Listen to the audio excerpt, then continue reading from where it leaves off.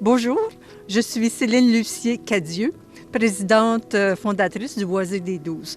Le Boisé des Douze étant un organisme de conservation, mais aussi le nom générique pour l'environnement où nous sommes actuellement. Une réserve naturelle est un territoire protégé par des ententes légales entre les propriétaires concernés et le ministère de l'Environnement et de la lutte au changement climatique. Le Boisé des Douze a été reconnu comme réserve naturelle. Alors, le but des réserves naturelles en général est la conservation du patrimoine naturel particulier à chacun des territoires. Soit la flore, la faune et aussi les caractéristiques géologiques. Plusieurs ne sont pas accessibles au public. Ici, c'est l'organisme Boisé des Douze qui assure l'intendance et la protection des aires protégées qui lui appartiennent et aussi des servitudes des autres propriétaires qui font partie du Boisé des Douze. On comprend ici que la réserve naturelle du Boisé des Douze n'est pas un parc entretenu par la ville de Saint-Hyacinthe comme certains le croient, mais bien par un organisme indépendant. Ce territoire est d'une grande importance pour le maintien de la biodiversité. Même s'il est relativement petit, environ 19 hectares, c'est un habitat et une aire de reproduction indispensable à un nombre impressionnant d'espèces dont plusieurs sont vulnérables. Il fait aussi partie d'un corridor faunique. C'est une halte pour plusieurs espèces qui en ont besoin pour se déplacer et particulièrement lors des migrations. Sa situation, à proximité du milieu urbain, offre aux citoyens un accès privilégié à la végétation indigène et sauvage de la région. En quoi consiste la mission de l'organisme Boisé des Douze? En fait, la mission est naturellement la conservation de la biodiversité indigène, mais aussi l'éducation relative à l'environnement. C'est une des bases de la conservation. Maintenir la valeur écologique d'un milieu naturel enclavé entre des aires agricoles et urbaines est particulièrement exigeant.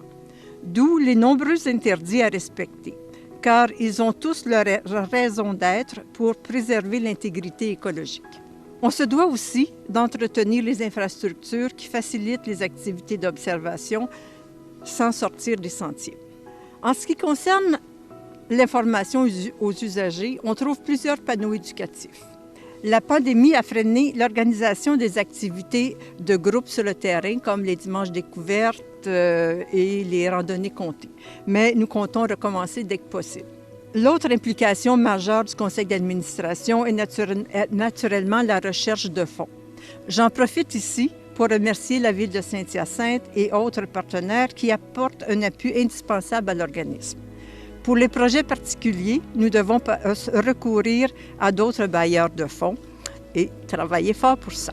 Maintenir un habitat naturel de qualité apporte son lot de défis, d'où les nombreux interdits et la nécessité de contrôler les plantes envahissantes, dont certaines sont d'origine horticole. Comme ailleurs en province, parmi les pires espèces envahissantes, ce sont de minuscules insectes, dont le petit squelette européen de l'orme qui transporte un champignon qui a entraîné la perte de nos plus beaux ormes, ainsi que la grille du frêne qui a nécessité l'abattage intensif de chicots devenus dangereux. Ces nombreux chicots sont conservés sur le terrain. Ils font partie du cycle de vie de l'écosystème.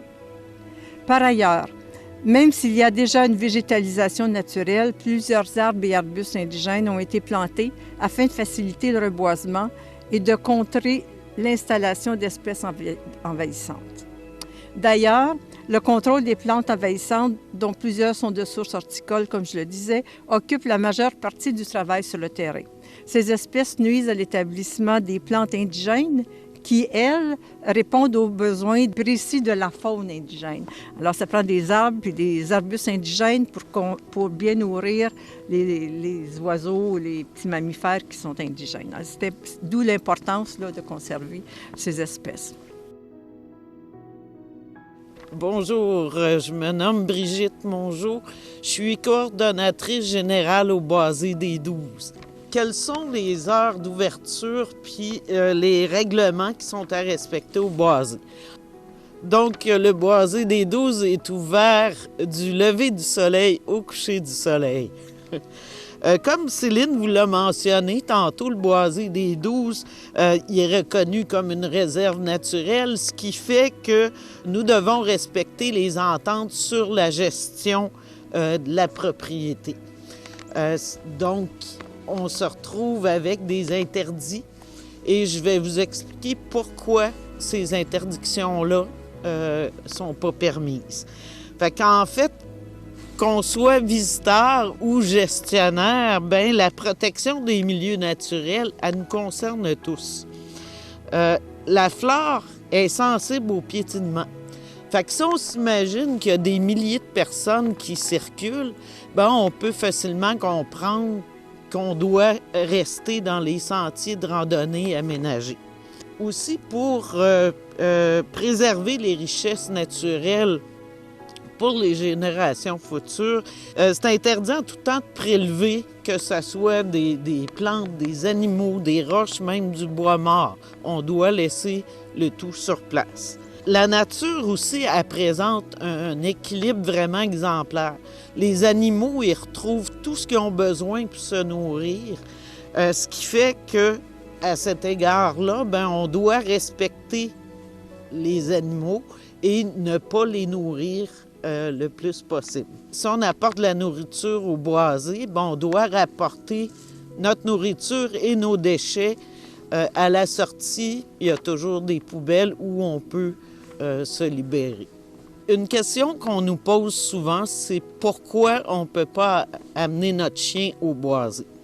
En fait, notre territoire abrite des milliers d'espèces, que ce soit des mammifères, des oiseaux, des reptiles, par exemple, des plantes, évidemment. Fait qu'observer les animaux dans la nature, c'est vraiment fascinant, mais il faut les respecter et c'est notre responsabilité de faire ça. Les chiens, en fait, c'est qu'ils sont perçus comme un prédateur tel que les coyotes, les loups, puis automatiquement, en se sentant menacés, bien, les animaux de la faune peuvent s'éloigner. Le simple fait aussi qu'un chien urine ou fait ses besoins, ça peut être suffisant aussi pour que les animaux sentent une menace et encore là s'éloignent. Fait que c'est tout simplement la raison pourquoi les chiens ne sont pas admis au boisé. Pour les gens qui visitent le boisé, bien, en fait, ils viennent pour se détendre. Fait que c'est important d'essayer de respecter cet élément-là en essayant de faire le moins de bruit possible, ce qui va vous permettre d'ailleurs de voir des oiseaux ou d'autres animaux sur le site plus facilement. Puis de respecter, bien sûr, les heures d'ouverture. Le boisé des Douze appartient à chacun d'entre nous et à nos générations futures. Fait que toutes les actions qu'on fait au boisé, on peut créer des impacts, autant sur la flore que sur la faune. Fait que c'est important de respecter ça. Puis en plus, bien, ça peut déranger certains visiteurs. Fait que le respect doit être surtout. Quels sont les bienfaits du plein air? Je pense qu'avec la pandémie qu'on vit actuellement, le plein air on l'a vu, le nombre de visiteurs a doublé, sinon triplé depuis la pandémie. On voit que les gens, c'est vraiment un endroit où ils vont se détendre. Un des bienfaits, c'est justement de réduire le stress, l'anxiété. Fait que juste le fait de marcher, de voir des animaux, les oiseaux, d'observer les arbres, c'est suffisant pour réduire le stress. Vous avez des problèmes de sommeil? Bien, les études montrent que juste venir marcher 2 heures dans la nature, c'est suffisant pour avoir un meilleur sommeil. Fait que c'est super avantageux. Fait que l'aspect communautaire au boisé, c'est super important. Sans ça, le boisé ne serait pas ce qu'il est aujourd'hui. Donc, on a plusieurs bénévoles qui s'impliquent au boisé. Puis, juste pour vous donner une idée, En 2021, il y a 4700 heures de bénévolat qui a été fait au boisé. Puis, malgré tout, il reste beaucoup de travail à faire. Les bénévoles, ce qu'ils font principalement, c'est de participer aux travaux terrain. Donc, ils vont participer, entre autres, à l'entretien des sentiers, à essayer de gérer les plantes exotiques envahissantes. C'est une des tâches principales qu'on fait. Assister aussi à la plantation. Fait que ce qui fait que les bénévoles apprennent plein de choses. Les gens qui sont intéressés à apprendre des nouvelles techniques, par exemple, à côtoyer des gens passionnés, parce que la majorité de nos bénévoles sont passionnés, puis de prendre la voix des gens. C'est super apprécié par les bénévoles. On a toujours besoin de bénévoles. Fait que je vous invite, s'il y en a qui auraient envie de joindre notre équipe, à tout simplement aller sur notre site web, à boisédesdouze.org, aller dans l'onglet « Participer vous aussi » et tout simplement cliquer sur « Devenir bénévole » et par la suite, on va vous envoyer des petits courriels pour vous inviter. Puis quand vous avez du temps, vous pouvez vous joindre à nous avec plaisir.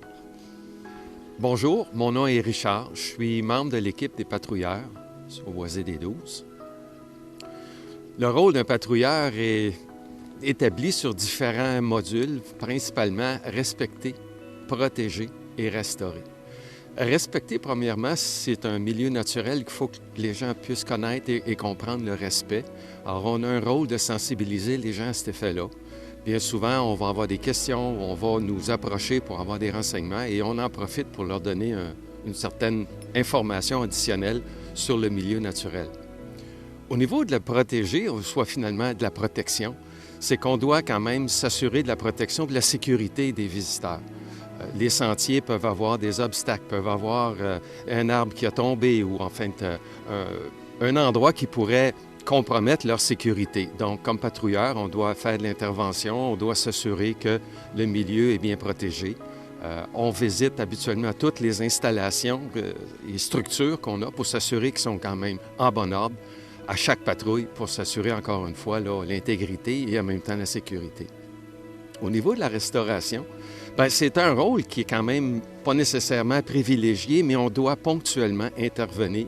Encore une fois, si on découvre qu'il y a de l'érosion sur un sentier, il y a un endroit qui peut être à risque, on doit s'assurer que soit il y a de l'affichage, soit il y a une mention pour empêcher les gens de s'exposer encore une fois. Et nous, on va intervenir pour restaurer ponctuellement soit un bris ou soit une affaire qui est défectueuse sur le boisé finalement. Alors, en gros, c'est ça qui compose le rôle du patrouilleur. À vol d'oiseau, on parle d'à peu près 2,5 km. Moi, j'aime à dire aux gens qui viennent visiter, ça, c'est le moindre. Parce que le sentier est quand même un sentier qui encercle le boisé. On visite différents milieux, mais à chaque milieu, on a l'occasion d'aller visiter le bord de l'eau, le bord du ruisseau, puis découvrir ce qu'il y en est à ces endroits-là. Donc, ces petits rajoutes-là, puis il y en a 8, descente qu'on appelle, bien à ce moment-là, ça rallonge un peu. Mais en gros, là, pour quelqu'un qui veut juste faire une balade puis qui ne veut pas nécessairement s'arrêter bien longtemps, on parle de 2,5 km. Bien, la diversité à date dans le boisé est comportée par, je vous dirais, plusieurs biodiversités, plusieurs milieux comme tels. On a des milieux fragiles qui sont des endroits qui sont avec des terrains plus humides.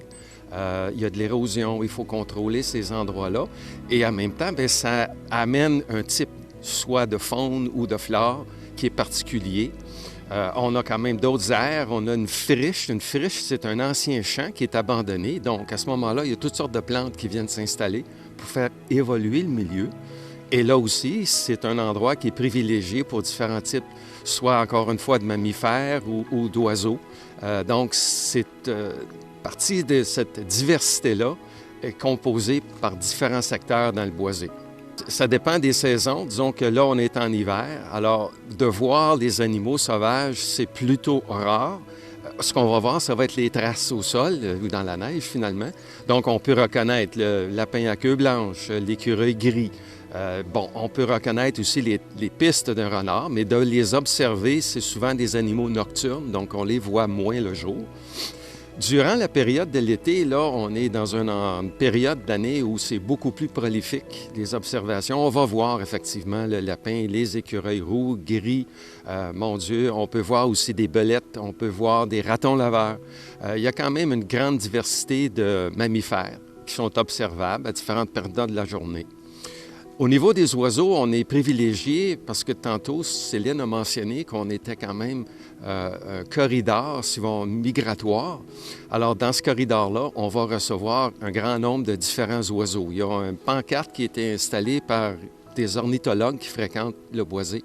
Alors, c'est quand même un endroit privilégié pour les ornithologues et les amants de la nature. Je vais juste finir par mentionner, il y a un incident qu'on a vu ici quand on parlait d'un corridor migratoire. Et effectivement, pour les plus gros animaux, on a observé l'été passé une mère chevreuil qui est venue mettre bas et on a vu que le faon était ici pendant au moins une semaine de temps, en période, là, si on veut, là, d'adaptation, si on veut, avant de repartir puis continuer leur route comme telle. Alors, c'est des animaux qu'on peut aussi, à l'occasion, observer si on est chanceux. En terminant, vous avez remarqué qu'ici, l'accès est gratuit. Alors, comment peut-on soutenir l'organisme? Boisé des Douze est un organisme à but non lucratif et un organisme de bienfaisance. Les donateurs reçoivent donc un reçu pour frais d'impôt quand un don dépasse 20 $. On peut aussi devenir membre, ce qui est un montant de 20 $. J'aimerais ici éclaircir le point qu'adhérer comme membre du Boisé des Douze, ce n'est pas nécessairement s'inscrire comme bénévole. Alors, c'est surtout appuyer l'organisme dans sa mission de conservation et d'éducation. Lorsqu'on soumet une demande de subvention, l'appui des membres est important. Le nombre de membres qu'on a, c'est important. Alors, vous pouvez aller en ligne sur notre site Internet et c'est facile à faire. Merci.